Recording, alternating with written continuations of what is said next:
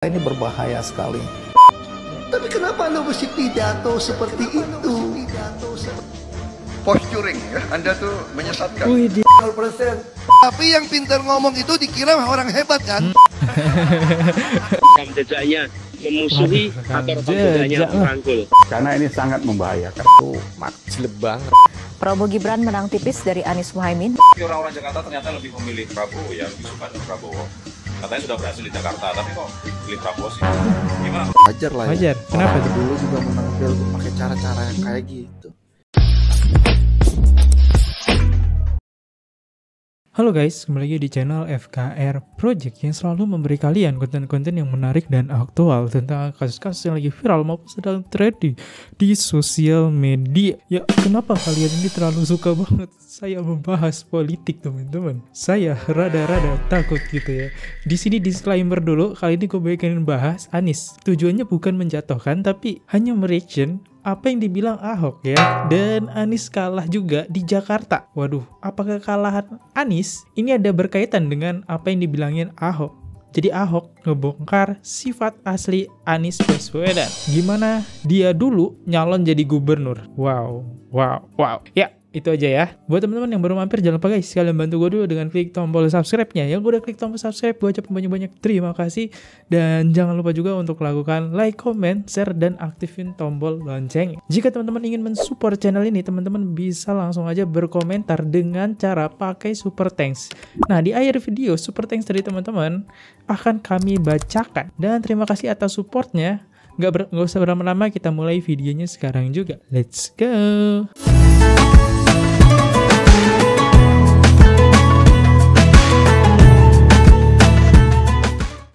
Oke, ini dia salah satu kontennya yang viral banget ya. Let's go. Tidak ada cerita Ahok dengan Anies. Bagi saya Anies sangat tidak negarawan. Tidak negarawan. Oke, jas merah jangan sekali-kali melupakan sejarah. Buat kamu anak abah garis keras yang pilpres tahun ini baru nginjak umur 17-18, sini aku ajak wisata politik saat pilkada Jakarta tahun 2017. Waduh, ada apa nih? Oke. Kalau terbuka kemungkinan, yang mana yang memungkinkan? Apakah Ahok versus Anies, atau Ahok dan Anies? Saya nggak tahu. Nggak mau dia yang guys. pasti bagi saya tidak ada cerita Nggak Ahok mau dengan Anies. Ketika saya kalah, saya langsung kasih Anies ucapan segala macam. Itu that's again. Skip. Saya selalu kasih ucapan selamat. Bagi saya itu, kamu menang pun seizin Tuhan kok. Ini. Tapi yang tidak bisa saya terima, ketika Anda menang, Anda pidato memecah belah bangsa.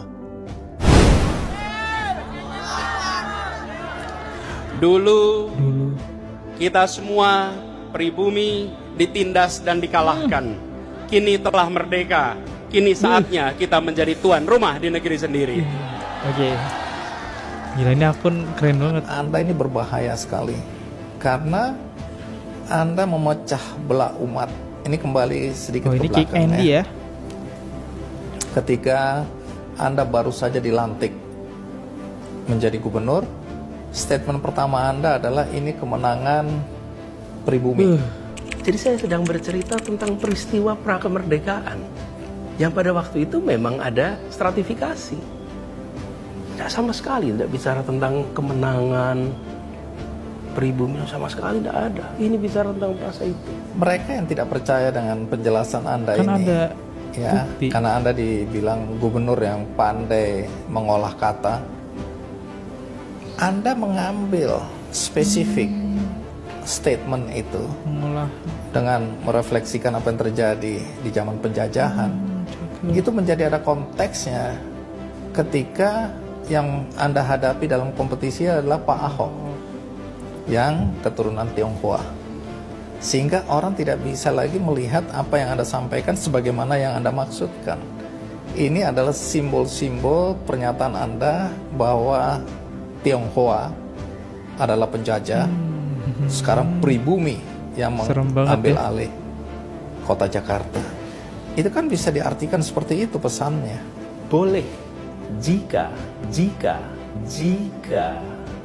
apa nih? Tapi justru di era Anda membiarkan masjid-masjid, membiarkan pendukung Anda menggunakan politik suku, politik agama. Sehingga sampai hari ini dampaknya kata orang sangat dirasakan adanya konflik. Bahkan ada yang bilang kadrun, ada yang bilang kecebong, dan seterusnya. Itu gara-gara Anda. Seorang warga Karet Setiabudi, Jakarta Selatan tidak disolatkan di musola dekat tempat tinggalnya dengan alasan almarhumah mencoblos pasangan Basuki Cahayapurnama dan Jarod Saiful Hidayat pada Pilkada DKI Jakarta 15 Februari lalu. Jenazah wanita berusia 73 tahun itu akhirnya disolatkan di rumah. Bahwa Jakarta udah kembali ke pangkuan pribumi yang dijajah selama ini. Itu teksnya di mana-mana. Itu sangat memecah belah bangsa. Saya ini asli Indonesia sesuai undang-undang loh. Apa karena saya namanya Ahok? Itu yang tidak betul seorang Anies lakukan. Bagi saya Anies sangat tidak negarawan. Anda udah menang, yes okay gitu loh. Saya juga tidak bawa ke MA, nggak bawa ke MK. Waktu Anda ulang tahun DKI saya juga datang. Tapi kenapa Anda mesti pidato seperti itu? Posturing ya, Anda tuh menyesatkan. Wih, di Prabowo itu juga aja, ya. Saya boleh berpendapat kan? Saya menilai Anda tidak berhak bicara soal etik karena Anda memberi contoh yang tidak baik soal etik. Terima kasih. Ini yang dimaksud Prabowo. Mohon tenang. Indonesia adalah negara berlandaskan Pancasila, NKRI, harga mati. Wow, ini akun keren banget teman-teman. Tidak. Ya, oke, kita masuk ke kolom komentar ya. Sampai sekarang gue susah tidur gara-gara mikirin itu orang-orang yang dukung Anies. Kira-kira logikanya gimana? Nah, karena itu ya, sekarang orang Tionghoa kayaknya nggak ada ya ngedukung Anies. Wow, ini video bener-bener fakta cuy. Masalahnya ditampilin sebuah data di sini ya, jejak dia, perkataan Anies Baswedan real. Apa yang diomongin Ahok. Wow. Next, pekerjaan yang sangat berat menyadarkan pendukung 01. Yang pasti bagi saya Ahok jauh lebih baik dan kerja nyata. Seumpama Pilpres cuma ada 2 calon, Anies sama Ahok, pasti saya pilih Ahok. Ya, sebenarnya berbebas lah ya, berpendapat mau pilih siapapun. Oke, next. Pak Ahok kalau sampai koalisi nanti, Pak Ahok setuju nggak 1 sama 3? Saya yakin Ibu Megawati sudah bilang kita ini partai ideologi. Ibu Mega tidak akan pernah mendukung orang yang tidak punya track record. Ibu Mega tidak akan pernah mendukung orang yang sudah terang-terangan terbukti menggagalkan semua program Pak Jokowi. Itu namanya Anies Baswedan. Saya ingin negara ini dipimpin oleh orang yang benar. Semua pekerjaan harus ada estafet, yang kayak Jakarta. Karena ini kan rakyat kan kena bohong dong. DP 0%. Itu betul, setengah betul. DP 0% itu biasa. Usah kok cicil nggak? Kalau pengadilan, makanya saya lebih suka orang yang miskin, yang belum beruntung, lu tinggal di apartemen punya Pemda 5.000 sampai 15.000 per hari. Nggak ada duit, gue jadikan lu pasukan mau kuning, mau biru, mau oranye, mau merah. Gue lagi bentuk pasukan merah. Anak lu sekolah gue tanggung, bus gue urus, beli daging sapi 45.000 biar gak stunting, ayam 8.000, telur ayam 8.000. Itu saya mau lakukan gitu. Tapi orang kan kena plank. Jadi kali ini kalau orang masih kena plank, gak mau percaya sama saya lah. Saya mau dapat untungnya apa sih? Dimusuhin, disalahpahamin, ya dong. Demi supaya kelangsungan pembangunan. Oh, kalau kamu punya hati cinta negara, cinta rakyat Indonesia. Pak Ahok kalau sampai koalisi. Sangat mengejutkan ya pernyataan Ahok. Bener-bener sebenci itu ya dia sama Anies Baswedan ya. Dan Anies Baswedan mengungkapkan sebuah fakta di mana ketika PDIP bergabung dengan Anies Baswedan tidak mau, tidak mendukung Anies Baswedan. Ya tapi jujur ya, yang demo-demo ini kalian bisa menilai ataupun melihatnya sendiri teman-teman. Yang demo-demo ini banyak banget orang-orang yang agamis banget ya. Ya kalian bisa lihat dari kerudungnya yang bercadar, itu agamis banget. Apakah Anies Baswedan masih memainkan politik identitas ini ya? Ya ini menurut Ahok. Saya agak ngeri ya. Oke, lanjut lagi. Next, Ahok buktikan Anies adalah pemimpin yang hanya omong kosong. Nah, di sebuah acara masih ngebahas Ahok lagi. Secara gambar besarnya gitu ya. Coba kalau kita bayangkan gitu ya, kalau kemarin saya masih jadi gubernur, ini saya udah turun ini. Turun ya. Tapi yang pintar ngomong itu dikira orang hebat kan? Siapa tuh? Ini lebih berbahaya tahun 2024. Bentar. Tadi katanya nggak boleh politik. Aku nggak politik. Aku nggak politik. Tadi barusan. Enggak. Aku kan cuma mensyukuri kenapa kalah gitu ya. Jadi akhirnya kalau kita jadi pejabat kan jadi tontonan kan? Iya, jadi tontonan. Jadi etalase mempertontonkan karakter sejati. Ya. Makanya Presiden ke-16 Amerika ngomong begini, kalau mau nguji karakter sejati seseorang, kasih dia kekuasaan, langsung ketahuan karakternya, langsung ketahuan itu. Masih nyenggol Anies ya, jejak digital yang gue dapat. Ini jejak digital yang gue temuin ya. Oke, kita lanjut lagi. Jejak digital apa lagi yang gue temuin dari sosok Ahok ini? Oke, ini dia ya, momen rebutan gubernur nih ya antara Anies sama Ahok nih, jejak digital. Kayaknya Ahok di sini momen nyindir ya, nyindir Anies Baswedan. Oke. Kalau ada KJP, punya kami KJP Plus. Ya kan? Kalau Pak Ahok mau rumah, kami 0. Nggak usah bayar. 0% maksudnya. Tapi DP 0% ya? Gaya apa ya, aku lupa ya. Aku ini, jangankan anak buahnya, gubernurnya aja mau kupecat. Waduh. Gimana? Pak Anies, komentarnya nih. Pak Anies, itu udah mirip belum? Boleh. Waduh, ini tandanya nih apa nih? Marah-marah nih. Gitu ya, mirip nggak Pak Segi? Sama gini nih. Oh ini udah jadi. Kalau kelihatannya kalau lagi mikir ya Pak Segi ya. Lagi apa tuh? Ini dulu pet.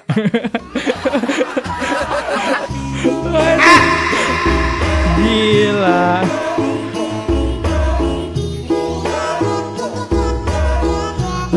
Jujur ya, pada zaman-zaman itu ya yang paling bagus debatnya antara Anies sama Ahok. Dua-duanya ini jago banget dalam permainan sebuah kata ya. Bagus lah ya permainan kata-kata mereka berdua ini. Aduh, ini jejak digital yang gue temuin ya. Bahkan Ahok pun menyindir pada waktu itu DP 0% ya. Akhirnya kita bisa lihat ya, di tahun ini DP 0% tidak berjalan atau bisa disebut gagal ya. Itu padahal janji yang digembor-gemborkan ya. DP rumah 0%. Ya oke, lanjut lagi. Rekam jejakmu pemecah belah Anies lawanmu Ahok di penjara, wakil Ahok tidak kau rangkul. Tolong kirimkan alamatmu Nis, biar nanti saya kirimkan cermin ke rumahmu. Oke, kenapa nih, jejak digital apa yang kita bisa dapat dari video ini? Tapi apa jaminan Bapak jika Bapak menang mau merangkul lawan-lawan Bapak? Nah, sebagai jaminan Bapak kita satu NKRI. Dan apa jaminannya Bapak jika kalah mau dirangkul oleh lawan Bapak yang memenangkan kompetisi ini? Soal rangkul-merangkul, Pak Eko, jangan tanya besok mau apa. Kalau besok mau apa, siapa saja bisa memberikan jawaban yang paling enak di kuping penanyanya.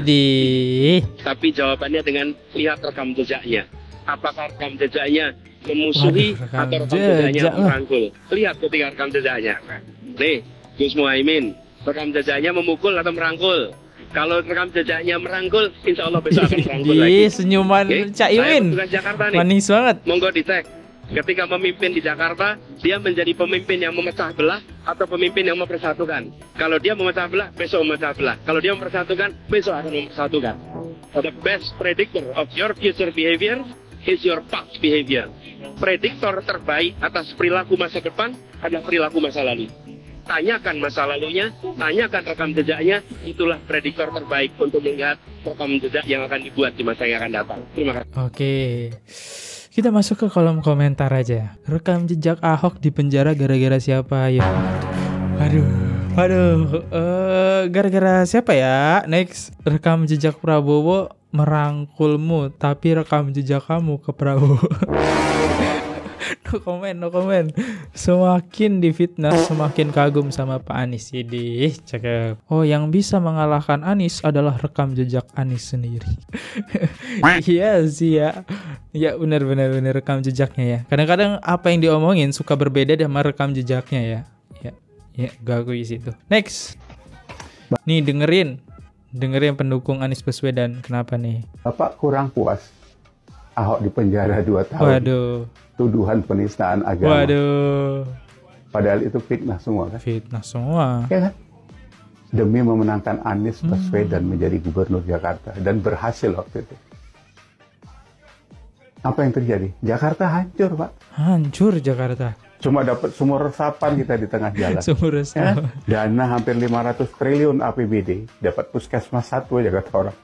Yang lain janji palsu semua. DP 0%, OKOC, apalah yang katanya itu. Nah ini kalau ini di framing terus mau diangkat menjadi presiden. Nauzubillah min zalik, Pak. Nauzubillah min zalik. Ini jangan sampai terjadi. Karena ini sangat membahayakan. Kita tahu semua kita punya rekam jejak. Jadi ini harus dijaga. Kapan? Ada lagi? Bapak punya statement tanggal 18, ini 19. Bapak menyebut ada proyek kesayangan Jokowi harus dievaluasi. Proyek yang mana? JK ya? Proyek yang mana yang disayangi Pak Jokowi? Semua Pak Jokowi menyayangi proyeknya yang dibangun di Indonesia untuk rakyatnya. Tidak ada sama dia proyek kesayangan. Ada bendungan yang dibangun 30 bendungan, perbaikan yang lain, tol dan sebagainya. Oh iya benar sih ya. Tidak ada. Kalau ikan yang bisa mengalahkan Anies adalah rekam jejaknya sendiri ya. Ya ini yang disampaikan oleh Bapak ini. Kita berkali-kali ingin mengetahui kenapa Anies Baswedan. Kenapa tuh Bang? Anies bisa kalah. Presiden. Ya perlu diketahui. Apa tuh? Anies Baswedan itu sering membawa-bawa agama dalam kampanyenya. Dan di beberapa waktu kita bisa melihat jelas di internet dan sangat jelas bahwa ketika tidak menjadi Anies Baswedan akan menjadi kafir dan kafir. Ini terbukti ke ucapan Ahok yang baru ini ada di podcast Mary Riana. Anies Baswedan ini adalah seorang yang bisa memecah belah, Bang. Tidak. Ketika Anies Baswedan menang dalam pilihan gubernur, Ahok sebagai warga negara menyampaikan selamat dan lain sebagainya. Tetapi apa yang disampaikan pada Anies Baswedan ketika pidato pertama yang setelah mendapatkan kemenangan itu ialah dia mengatakan bahwasanya Jakarta kembali ke tangan pribumi. Apakah itu untuk seorang pemimpin yang memecah belah bangsa? Apakah orang yang memiliki ras atau memiliki keturunan Tionghoa itu bukan orang Indonesia? Ya orang Indonesia juga gitu. Kalau kata Pak Anies. Jadi hal-hal seperti ini yang tidak disukai masyarakat dan perlu diketahui. Memang mayoritas masyarakat Indonesia itu Muslim, tetapi tidak seluruh masyarakat Indonesia itu paham tentang politik identitas dan kebanyakan masyarakat itu memilih dengan hati, bukan dengan agama, bukan dengan suku dan lain sebagainya. Jadi wajar-wajar saja ketika Pak Prabowo menang karena mayoritas masyarakat Indonesia itu memahami Prabowo untuk Indonesia ke depannya. Ini alasan Prabowo bisa menang di DKI Jakarta. Ini kata anak ini ya, gue rada takut nih. Lanjut aja next ke netizen yang kedua. Dulu kita semua ini ya pribumi ya ditindas dan dikalahkan. Kini telah merdeka. Kini saatnya kita menjadi tuan rumah di negeri sendiri. Jadi tuan rumah. Karena pidato itulah Ahok sebut Anies bukanlah sosok negarawan. Iya, ya, bahkan Ahok nggak mau ya. Ada DKI 2024 mulai santer diperbincangkan ya. Kemudian muncul nama-nama seperti Anies Baswedan, Ahok, Ridwan Kamil, bahkan Sahroni sebagai nama-nama yang disebut bakal bertarung di Pilkada DKI 2024. Tapi ada satu hal yang menarik ini khususnya antara Anies Baswedan dan Ahok ya. Apa tuh? Ada yang mengatakan bisa saja Anies dan Ahok dipasangkan. Tetapi Ahok dengan tegas menjawab dan dia tidak mungkin berpasangan dengan Anies Baswedan. Ternyata Ahok masih menyimpan dendam kepada Anies ya, sisa dari cerita Pilkada DKI tahun 2017, di mana Ahok masih mengingat terus apa yang disampaikan Anies pada pidato kemenangannya. Ya, saat itu Anies mengatakan bahwa DKI telah kembali ke pangkuan pribumi. Ahok merasa dari kalimat yang disampaikan Anies bisa diartikan bahwa selama dia menjabat sebagai gubernur DKI telah dikuasai oleh orang asing. Karena ucapan itulah maka Ahok dengan lantang mengatakan bahwa Anies bukanlah seorang negarawan. Ya, memang kalau menurut saya juga seperti itu ya. Penggunaan kalimat DKI kembali ke pangkuan pribumi, ya ini tentu jelek banget, dalam banget gitu loh. Sakitnya akan diingat sampai kapanpun. Kayak nilai 11 dari 100. Waduh, diingetin sama lagi. Persis kayak itu, akan keingat sampai kapanpun. Ya, itu ya pidato yang menjadi dendam buat Ahok ya. Bahkan Ahok keluar dari penjara, kampanyenya masih nyangkut-nyangkutin Anies. Ini Pak Anies ya. Lanjut, kita dengerin kali ini info yang dimana Prabowo Gibran itu menang di Jakarta. Bahkan ini kan gubernur Jakarta nih, Anies Baswedan bisa kalah guys di daerah DKI Jakarta. Kita dengerin beritanya. Hasil akhir reputasi KPU DKI Jakarta pemilihan presiden 2024 kalah di kandang sendiri. Malu dong. Saya boleh ketawa. Oke, kita dengerin. Emang kenapa? Tipis dari paslon nomor urut 1 Anies Baswedan dan Muhaimin Iskandar dengan selisih 38.249 suara. Oke. Hasil akhir rekapitulasi penghitungan suara Pilpres 2024 tingkat Provinsi DKI Jakarta menunjukkan perolehan suara terbanyak diperoleh paslon nomor urut 2 Prabowo Subianto dan Gibran Rakabuming Raka dengan perolehan sebanyak 2.692.011 suara. Prabowo Gibran unggul di 3 kota kabupaten administrasi, yakni Jakarta Barat, Jakarta Utara, dan Kepulauan Seribu. Sedangkan paslon nomor urut 1 Anies Baswedan dan Muhaimin Iskandar berada di posisi kedua dengan perolehan sebanyak 2.653.762 suara. Anies Muhaimin unggul di 3 kota administrasi, yakni Jakarta Timur, Jakarta Selatan, dan Jakarta Pusat. Prabowo Gibran menang tipis dari Anies Muhaimin dengan selisih 38.249 suara. Untuk paslon Ganjar Pranowo Mahfud MD memperoleh 1.115.138 suara. Sementara untuk hasil akhir Pileg DPR RI tingkat Provinsi DKI Jakarta, Partai PKS menang ya. berhasil memperoleh suara terbanyak PDIP dengan perolehan 1.143.912 suara, diikuti PDI Perjuangan sebanyak 914.794 suara, Partai Golongan Karya 617.673 suara, Partai Gerindra sebanyak 611.171 suara dan Nasdem sebanyak 455.680 suara. Oke, kita lihat tanggapan dari netizen leh. Metro TV masih percaya. Oke, next. Prabowo Gibran suara tertinggi di DKI. Ini mah sama aja mencoreng kinerja Anies Baswedan. Kurang apa coba Anies waktu jadi gubernur? Bisa-bisanya kalah di DKI. Kapan sih penentuannya? DKI Jakarta kandangnya 01, tapi yang menang 02. Jawa Tengah kandangnya 03, tapi yang menang 02. Terus selama ini gubernur DKI 01 dan Janteng 03. Ngapain aja? Ya juga sih kalau dipikir-pikir ya. Mereka berdua kan dari gubernur ya, baru jadi presiden. Berarti rakyatnya ini ada yang salah nih, nggak puas nih jangan-jangan ya. Makanya mereka pilih Prabowo. Oke, next. Mohon maaf Pak Anies, ini hasil akhir suara Pilpres Jakarta. Ya, saya maafin Pak. Suaranya masih menang Prabowo ya. Padahal kita tahu Anies itu mantan gubernur Jakarta yang katanya berhasil di sana.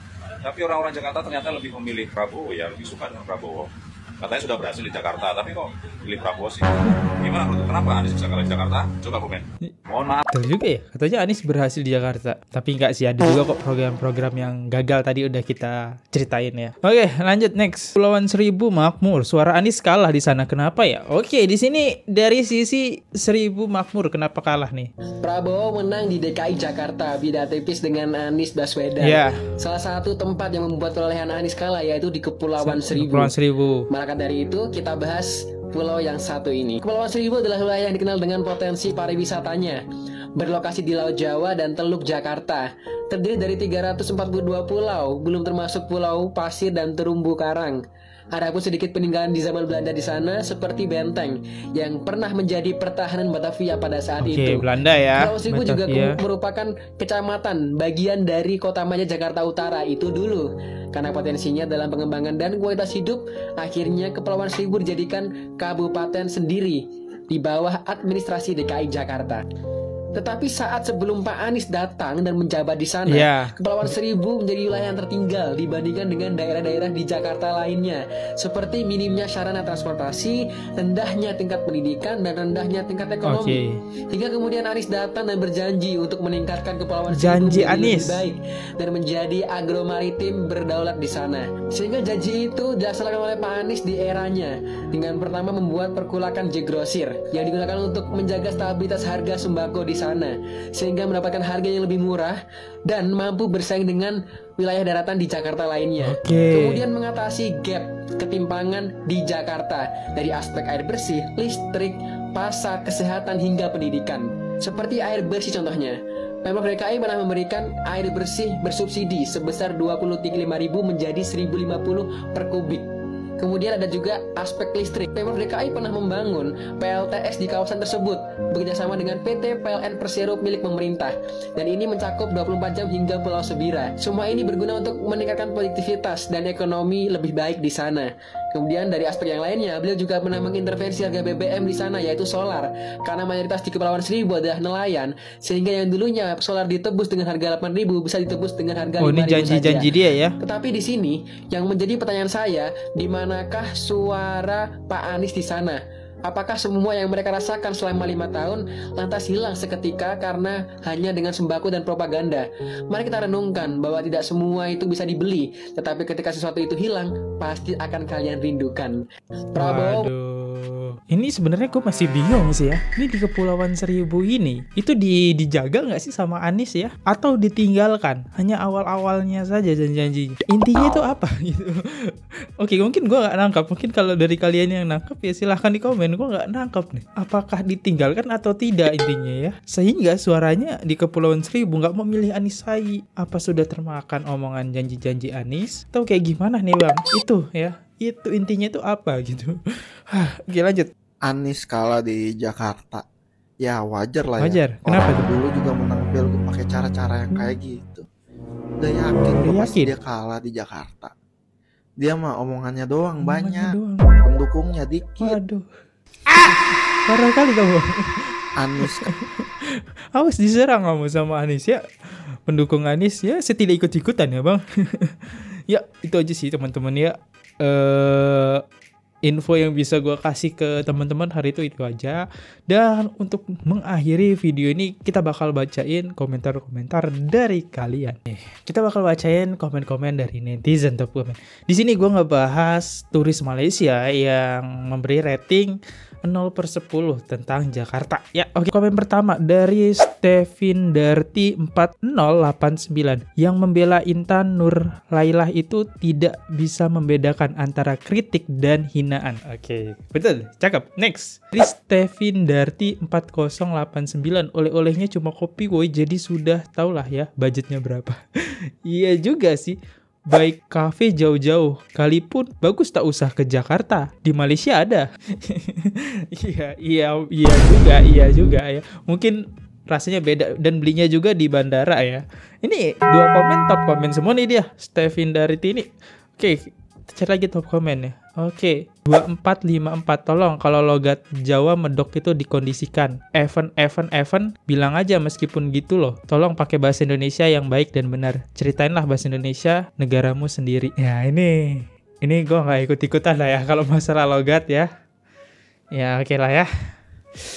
Ya itu top komen ya yang lagi rame ya. Ya, thank you banget sudah ngeramein komen 42 komentar dan ini emang gue cepet banget kali ini kontennya. Karena harus sahur ya. Selamat buat teman-teman yang berpuasa. Dan gue juga minta maaf nih misalnya ada salah kata ataupun salah-salah penyampaian, mohon dimaafkan. Dan thank you banget ya yang udah berkomentar. Dan thank you juga. Di sini gue Fadli undur diri dulu. Sampai jumpa di next video. See you. Goodbye. Bye-bye. Oke guys, subscribe channel FKR Project. Jangan lupa kalian subscribe channelnya FKR Project. Subscribe channel FKR Project. Hai guys, jangan lupa untuk subscribe FKR Project.